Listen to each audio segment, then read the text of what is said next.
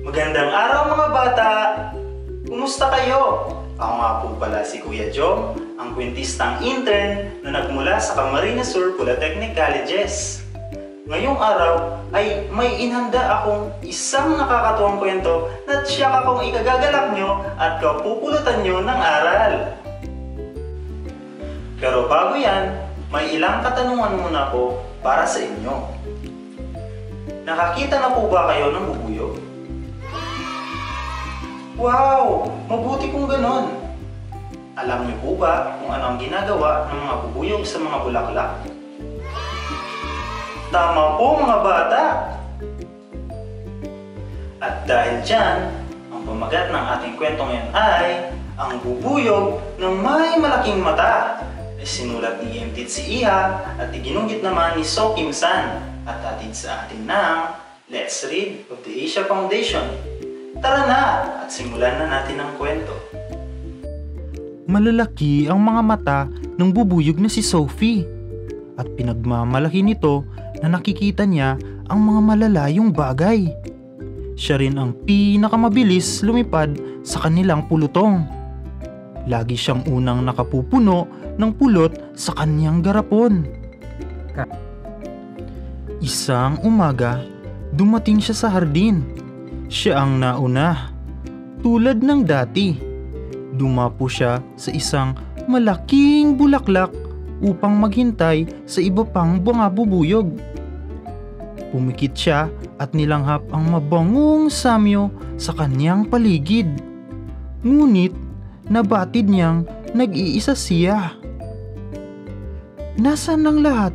Matagal na akong naghihintay. Daing niya.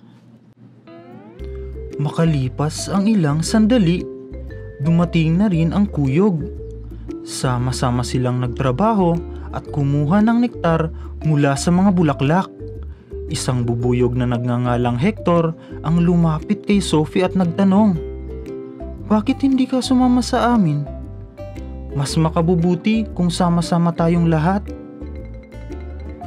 "Masyado kayong mabagal para sumama sa akin," pagyayabang ni Sophie. "Mag-iingat ka sapagkat mapanganib sa hardin," paalala ni Hector. "Walang sino man ang makakapanakit sa akin. Ako ang may pinakamalaking mata at pinakamabilis na pakpak." Tugon naman ni Sophie habang papalayo si Hector pabalik sa kuyog at naiwang mag-isa si Sophie. Naging masigasig ang mga bubuyog sa pagkuha ng nektar. Ngunit si Sophie ay hindi natutuwa sapagkat walang pumapansin sa kanya. "Tingnan niyo, napuno ko ang aking garapon ng nektar. Mayroon pa akong natira para sa merienda." Nang lumalim ang gabi, ang ingay ng mga bubuyog ay lalong lumakas. Lahat ay nagmamadaling punuin ang kanilang mga lalagyan ng nektar. Pero walang interes si Sophie na tulungan sila, kaya siya ay nagpahinga na lamang. Nahiga si Sophie sa isang dahon at tumingin sa magandang kalangitan. Bigla, nakakita siya sa isang kakaibang bulaklak na kulay lila sa taas niya. "Ang laki ng bulaklak na yon," bulalas niya. "Sa tingin ko, kahit pagsamasamahin pa nila ang nakuha nilang nektar, ay mas marami pa rin akong makukuhang nektar mula sa bulaklak na iyon." Lumilipad si Sophie sa pagitan ng mga sanga. Minsan, lumulusot siya sa mga butas ng dahon na kinainan ng mga uod upang mas mabilis na makarating sa kanyang pupuntahan. Hindi niya binigyan ng sapat na pansin ang direksyon na kanyang pinupuntahan. Biglang nakakita si Sophie ng isang hayop na nasa sapot na may 8 paa sa kanyang harapan. "Sino ka?" tanong niya. "Hindi ka pa ba nakakita ng gagamba dati?" tanong ng hayop. "Hindi. Ano yang nilalakaran mo?" "Ito ang aking sapot. Masaya dito. Gusto mo bang makipaglaro sa akin?" Dala ng kanyang pagkamangha, lumipad si Sophie papunta sa sapot. Ngunit napansin niya ang isang lamok na nabitag ng sapot. Nakaramdam si Sophie ng pagkabahala sa kanyang bagong kaibigan. Sinubukan niyang lumipad palayo, ngunit ang isa niyang paa ay nadikit na sa sapot. Habang nagpupumiglas si Sophie, nakita niyang papalapit na ang gagamba. "Nakita mo kung gaano kaakit-akit ang aking sapot?" wika ng gagamba habang inilalabas nito ang kanyang mga pangil. Nagpasyang umalis agad si Sophie. Ikinampay niya ng malakas ang kanyang pakpak at pinaalalahanan ang sarili na siya ang pinakamabilis na bubuyog sa kuyog. "Kailangang makaalis ako dito," sabi sa kanyang sarili. Sa wakas, nakaiwas siya. Muntik na siyang mapahamak sa mapanganib na panga ng gagamba. Nasiyahan si Sophie na natakasan niya ang gagamba.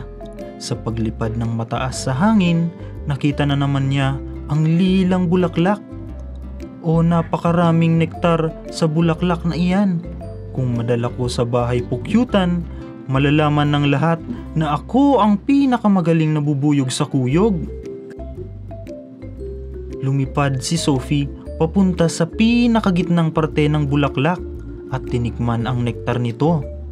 Ngunit mapait ito at siya'y nakaramdam ng hilo. Sinubukan niyang lumipad palayo pero mabilis siyang nawalan ng lakas. Ang kanyang mga pakpak ay nanghina at unti-unting sumara ang kanyang mga mata. Samantala, natapos ng kuyog ang pagtitipon ng nektar habang papalubog na ang araw, ngunit walang makakita kay Sophie.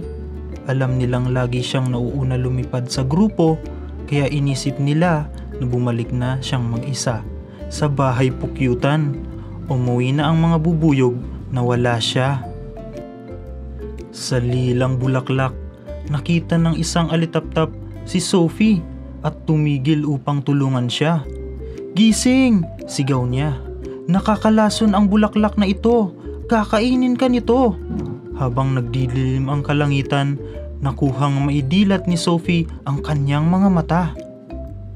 Unti-unting nagsasara ang talulot ng bulaklak. Sila ay nabitag sa loob nito. Isang malagkit na likido ang pumupuno sa loob ng bulaklak. "Ah! Hindi ako makahinga!" sigaw ng bubuyog. "Kailangan nating makaalis sa lugar na ito," tugon ni Sophie. Pinilit niyang gumalaw at matagumpay niyang natusok ang bulaklak.